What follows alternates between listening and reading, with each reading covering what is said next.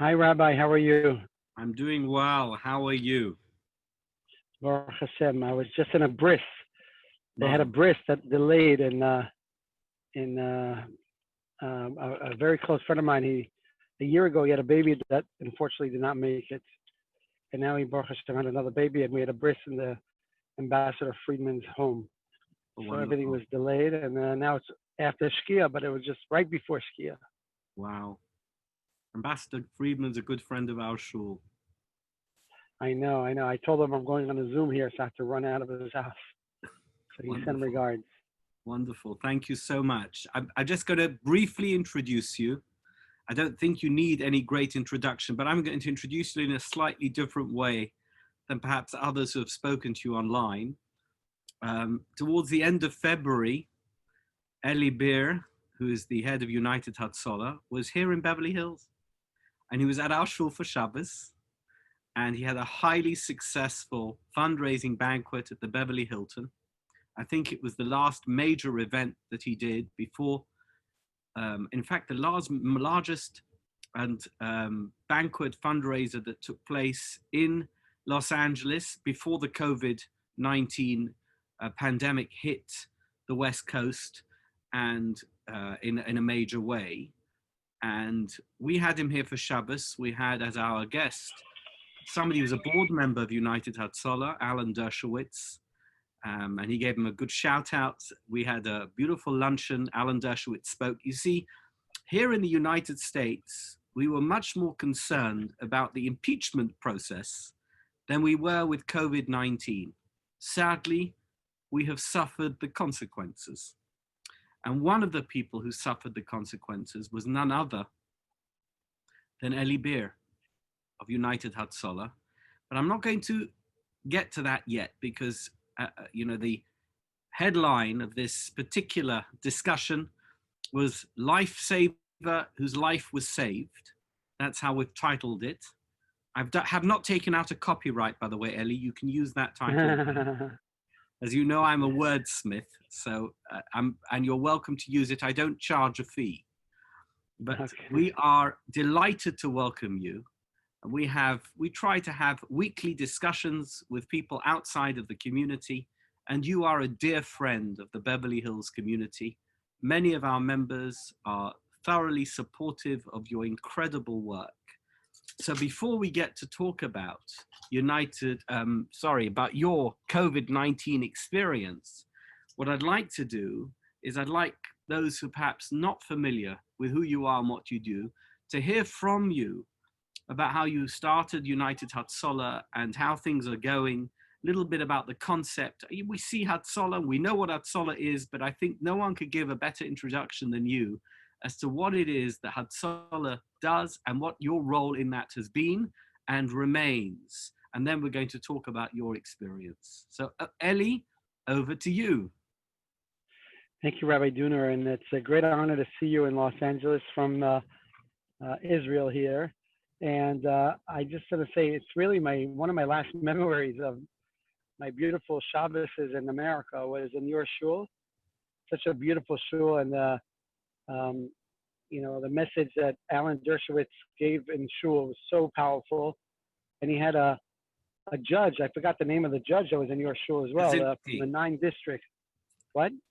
Judge Kaczynski, Alex Kaczynski. Yeah, and he interviewed Alan. It was so powerful.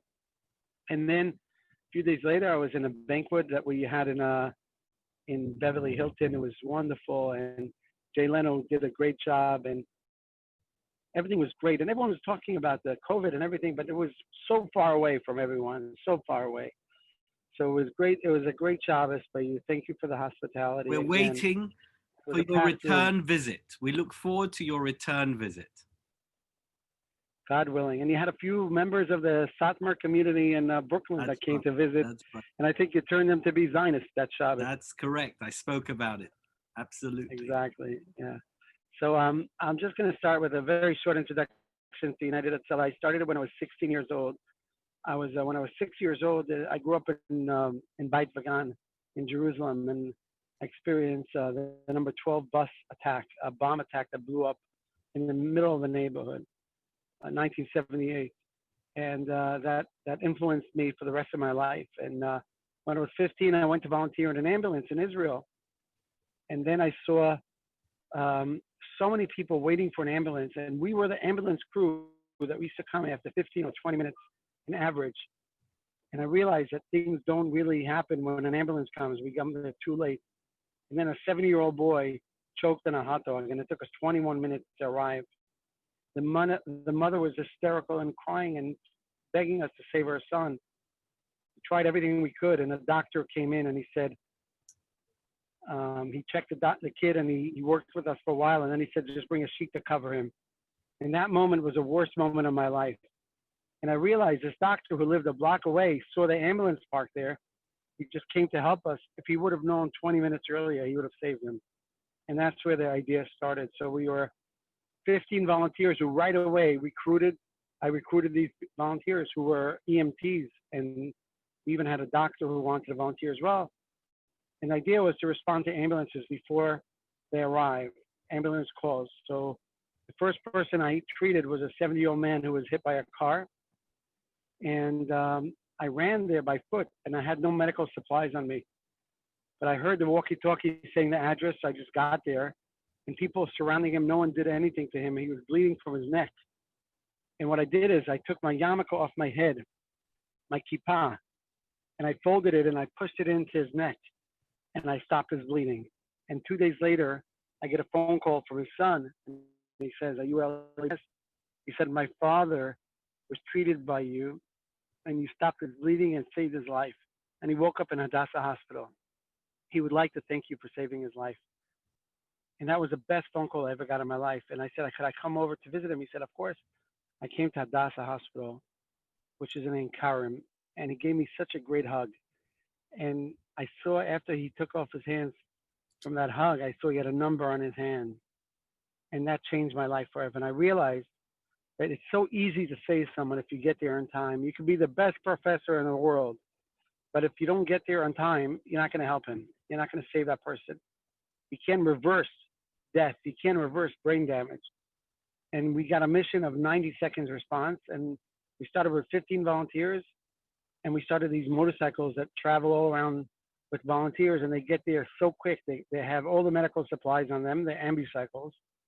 They're ambulances on two wheels. And we get there in under 90 seconds in many cities. And I'll just end up, we have 6,000 volunteers today. We treat about almost 2,000 people. I just got a phone call about an hour ago from a person who lives in Kfar Saba. He was doing a practice for a trail ton, like a marathon type of thing.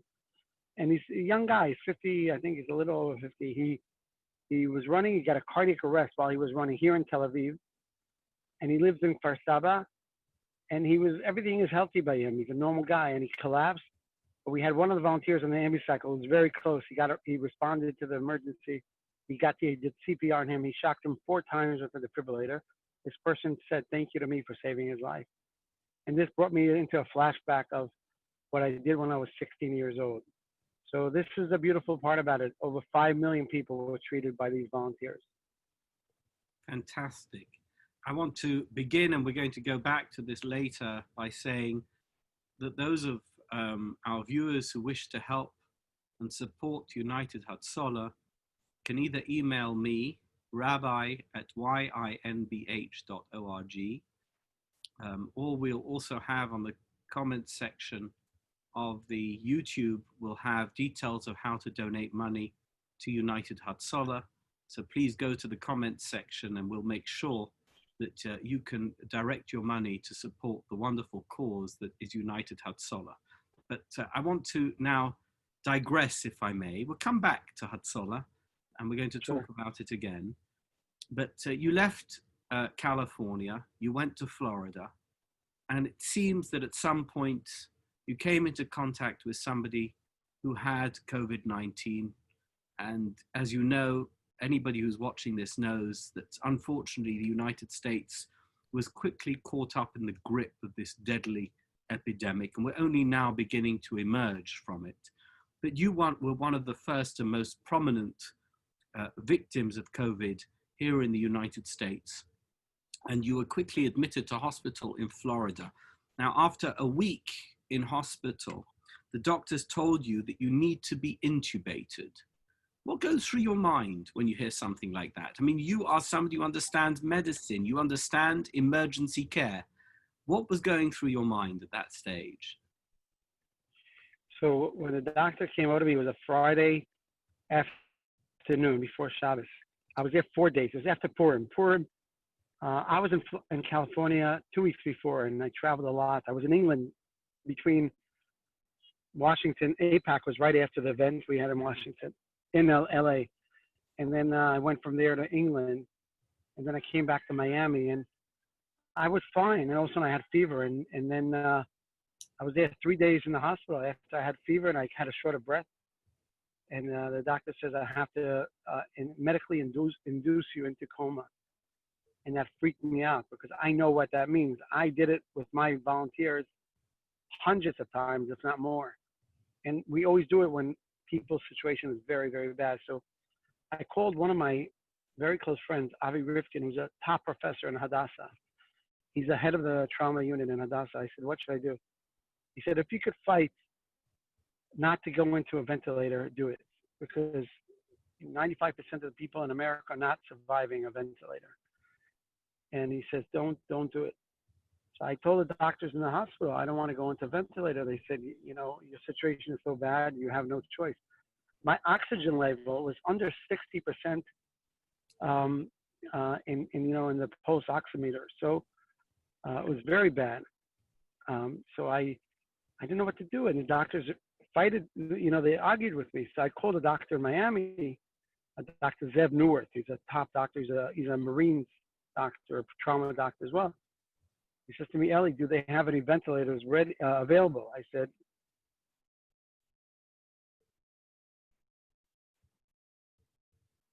yes. He said something that I shocked Dr. Neuwirth. Grab one while you still have one. And that actually was, when he said that, grab one while you still have one, I was totally shocked. I called the doctor and I said, okay, I'm taking a ventilator. And I went into a ventilator, which was, in my opinion, was over 50% of not surviving. And I called my wife and kids and I said to them, goodbye. I didn't say I'm not going to survive. Of course, I didn't want to scare them, but I knew that it could be my last time talking to them.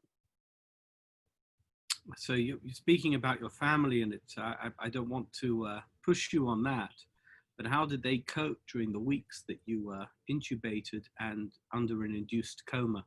What were they thinking, and how was it going for them? It was very hard. My wife is a medic herself, and she's actually in medical school now. She woke up a little late. After the kids grew up, she decided she wants to become a doctor. So she knows what it means to go into a ventilator when you have COVID-19. They were actually studying about it a lot in Israel. She knew that if I say goodbye, it might be my last time. But she's a very strong person. And my kids, they all volunteer in Hatzalah. Not all, I would say 3 out of 5. And my son-in-law too, so it's 4 out of 6, really. So they were very strong. They said, okay, we're going to put a lot more efforts to do chesed. They're not like, they're really strong people. I was very amazed of what they did, and they were very involved with helping people during the whole time I was unconscious. I was in a coma for a month, and they took it very strong. And they actually woke me up 18 days after they put me into a coma. They thought I'm fine, and then I got even worse than before. And that day was a very, very hard day for my family. Very hard because they saw me wake up. I was totally confused. And then the doctor says, I'm fine. I don't have any COVID anymore. I'm negative. But then the doctors called my wife again and they said, listen, he's worse than before. His lungs are terrible, are collapsing. I had bacteria that hit my lungs, and I had a terrible pneumonia, probably the worst pneumonia they had for a long time. And that was what I had, the worst situation. And they were very, very worried. I would say they were preparing for the worst. Can you, I know that you probably weren't aware because you were in a coma, you weren't aware of what was going on. But can you tell us what goes on behind the scenes in the care of COVID patients, and not just from your own experience, but now coming back to Israel, I'm sure that you're involved in taking care of countless COVID patients. What is it that goes on taking care of COVID patients? I mean, there's a lot of misinformation and conspiracies and scare stories. Can you give us really a full background as to what it is that is required to take care of COVID patients once they've contracted the disease and are in that critical situation? So that's a great question, Rabbi. This is really, I really did a lot of research before and after. While I was in the hospital for 3 or 4 days that I was conscious, I was doing a lot of research to see different hospitals in Europe, in America, in Israel. What are they doing? And it's so individually, it's so, like, I would say that it's not a general answer for this. Every hospital was very different. Every hospital took it differently. Some hospitals did very little efforts to take care of COVID patients. And they looked at them as Mitzoraim. How do you say Mitzoraim? Like lepers. And they didn't really take care of them. Some hospitals did an incredible job. Like the hospital I've been to, the University of Miami, I was lucky to go there. They took it so serious. They took their best doctors, the nurses and everyone, and they put them into this because no one knew how bad it's going to be. They thought everyone's going to get caught. Like they thought they're not going to have beds left and everything. They really took, I think, the whole building, actually, one of their buildings, and they turned it into a COVID section, and they really took it seriously. In some hospitals, unfortunately, I don't know in LA how it was, but in New York, you could see how bad things were in New York and how people did not really put efforts to, some hospitals, not everyone, of course, not efforts to really prepare for this, because this is a different type of, this is not someone with cancer that you just treat him and you're not endangering yourself by treating him or that patient. In COVID, the nurses and doctors need to be really, really prepared and dedicate themselves for this, because this is a danger for them. This is actually, I know from my experience, they were every single minute that they were with me, they were fully protected. They knew that they could get infected themselves, and it's all about the management in the hospitals. And I know in Israel too, Israel took it very, very serious. But some hospitals, unfortunately, said, you know what, we'll put a few beds, we'll put a few things, and they did a terrible job. So every hospital, you were lucky if you went to the right hospital. And I know I have a few friends in LA, and I'm sure you know them, who got sick. And one of them is a good friend, Speaker Reisman, who when I heard he was sick, I was so bothered. I was so bothered. I love that man, such a great tzaddik. And he got sick, but thank God he was in the right place to get treated. Some people were not lucky. If I would have been in New York in the same situation, I would probably not speak to you today. I know that I don't want to ask you to break any confidences, but I know that those who are involved in first responder care and in medical care, particularly with the COVID situation, are angels who put themselves at risk, as you've said. Do you want to tell us a couple of stories about some of the people who took care of you and who were involved in your care, and perhaps share with those people who are watching this what they did and what makes them so special? Yeah, so I'll tell you what, I was very worried when I sent a message to all the volunteers of Hatzalah, not only in Israel, but everywhere. I said, people, continue saving lives. Don't stop, because I knew my situation. If God forbid, Chas v'shalom, the doctors would have been scared and wouldn't treat anyone because they would be scared, I wouldn't have survived. So I told the volunteers of Hatzalah, continue saving lives. Don't stop, but protect yourself really, really well. And I told everyone, just cover yourself really, really well. Make sure you're good in terms of protecting yourself, but continue. We had 42 volunteers. We had 42 volunteers who were infected. Thank God, no one was actually in a serious condition. One of them was Aryeh Jaffe from his father is main conductor of the Great Synagogue in Yerushalayim. He's a doctor, actually. He responded to a woman who was giving birth, and he delivered her, and he found out she was infected with COVID. She didn't know, and he got COVID, and he was 4 weeks in terrible pain in his house because of that, and he was covered. But because you deliver a baby and you have a lot of fluids and air coming out from everywhere, and you got infected. So we had 42 volunteers that got infected from treating other people. But it didn't stop them, and 6,000 other volunteers were continuing going. We actually put some limits on the type of emergencies they go out to, and also if it's not a real emergency, don't go to. And also the age, we gave a limit to anyone over 65 in Hatzalah, and we have volunteers who are much older. They couldn't go out to cold. We all saw the video and we posted it for our community, and it went around the world. It was viral of when you returned to Israel and your family welcomed you. How did you feel about that hero's escort and that hero's welcome that you received when you returned home? So I was in a very emotional trauma. I would say the worst, my physical trauma was very, very bad. I couldn't walk. I needed a wheelchair. I could walk down a few steps, but I got so tired. My pulse would go up to 140. I couldn't breathe so well. But when I went down the steps of the plane and I saw my family there, and it was just an incredible, when I was put down to sleep the second time, I knew I'm never going to come back to Israel. I was like prepared already for the worst. I was strong emotionally, but I said, okay, I'll be realistic. You know what? I'm probably never going to be back. And then when I woke up in the hospital 30 days after I was first intubated, and I felt like I could breathe my own breath, and they took out the pipes and everything.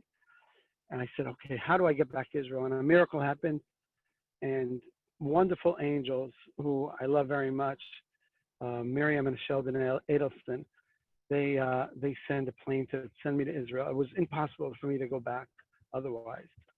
And when I went off their plane and I got down on the floor, I wanted to bend down and kiss the floor like the Yemenites did. You know, the Yemenites, when they came to Israel, they started kissing the floor. I said, I have to do that. I couldn't bend down. But kissing my family and then seeing all the Hatzalah volunteers, not all of them, a small amount, a few hundred, who came with ambicycles and trucks and cars, and it was unbelievable. And then I pinched myself. I actually pinched myself. I said to myself, it's probably my funeral, because I was in a very bad emotional situation. Waking up from an unconscious situation, we were pumped in so much medications of, very dangerous medications and sleeping medications and stuff, narcotics. And I realized that hundreds of people are following me. And I said, maybe it's my funeral. It's my levaya. That's what I was thinking.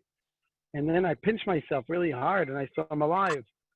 So I was just amazed. And I hope it never happens to me again. I'd rather just get off a plane and get my luggage normally. It was such a hard experience for me. You know that we've discussed it already. United Hatzalah, you dedicated your life, your adult life, to saving lives. And you are that lifesaver whose life was saved. What does it mean to you now that you've got this new lease of life unexpectedly, to have this opportunity to continue with your work and to have fully recovered as you are now? You seem fully recovered, much better from the situation that we all witnessed when those videos came out. How do you feel now?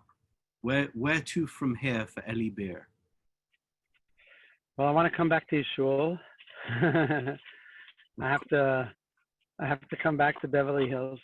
I'll tell you what, I promised myself that I'm going to put more focus on my family, which I neglected for many, many years, and I'll pay more attention to them.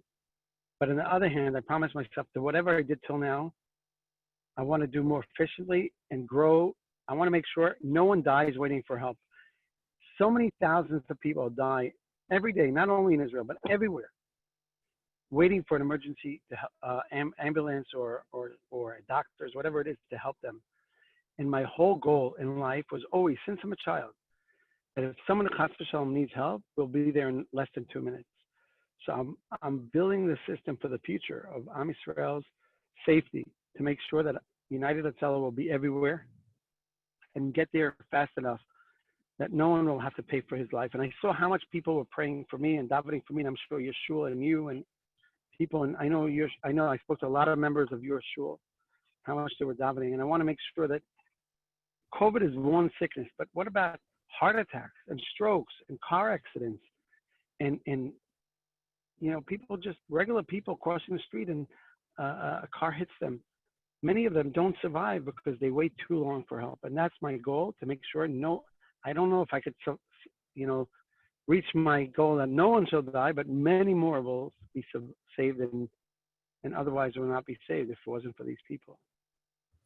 There's a great push now in the Jewish world to open up and to go back to shuls and minyanim and schools, etc., because people feel that they've been, without that central core of Jewish life. How would you advise people with regard to the return to normalcy after months of being confined and in quarantine or, shelter-in-place orders? What would you say? What advice would you give as a first responder about getting back together now that the worst of it seems to be behind us? I'll tell you something that's relevant to now in Israel. I don't know in America what's the situation exactly right now, but in Israel things are almost normal. It's unbelievable. I'm in Tel Aviv. I'm doing my rehabilitation here, my physiotherapy here, and I see how people forget so quickly. We Jews especially, we have so many traumas, and we always forget. We always forget what happens to us, and very fast we go back to normal life. And I was in an event now in a bris, and everyone were coming into the bris without masks. And I said to these guys, "Are you guys crazy? Don't you know how many people get sick and die from COVID? Who knows how many people here have COVID? I know that Israel is almost done with it. We have 32 people that were infected in the last 24 hours. 32 people, which is great. Not a lot of people, but one person could infect 20 people. So I said to people, we have to go back to normal life. We do have to, because people's jobs, people live from week to week, from day to day. They need to make money to live. So we need to have jobs. But what's the big deal of taking one of these little things, take it with you, and everywhere you go publicly, wear it. It's hard. It's not comfortable. No one sees your beautiful smile and your beautiful teeth. But this could save someone else's life and your life. And I made everyone in the bris wear this important tool that could save their life. And the second thing is, don't hug each other. I know I love hugging. I'm a big hugger. It's very hard for me not to hug. So you know what? You should go to work. You should go, if you need to go to shul, keep a distance from each other. Don't hug each other, because that's what happened to me. I was somewhere and I probably gave a hug to someone, and that's how I got it. So I'm just saying, and I'm begging everyone, don't forget how many people paid for their own lives because of this terrible disease. So I think eventually America is going to have to open up to work and to shul and to other things, but the basic things that don't cost you anything. It costs you 10 cents now. Put it on your face and don't hug anyone. Don't touch their hands. You could do the elbow thing. It'll be like a custom for the next year or so till we find a vaccine. Eli, it's an absolute pleasure to speak to you and to see you in good health and good spirits. Once again, I want to remind people, if they want to help United Hatzalah, which I think everybody should, please email me, rabbi@yimbh.org, or look at the comment section on the YouTube, and there will be details on how to donate money to United Hatzalah and to support the fantastic work that Eli does together with his team and saving the lives of those who are in first responder danger. In those triage moments, those key moments, as Eli has explained, it's so important to make sure that they get the support that they need, and United Hatzalah provides that support. So thank you so much for joining me. Thank you for talking. Thank you for having me. And we look forward to a return visit. Yeah. I really hope one day I could travel again. and the world will be open to each other like it used to. And the hospitality that you have in your shul, your beautiful shul. It's one of the nicest shuls in Los Angeles, but not only because of the beauty of the building, but the people there. I love your people. I have so many friends in your shul. And I hope everyone has a refuah shlema. I know a few people were infected in your shul. Yes.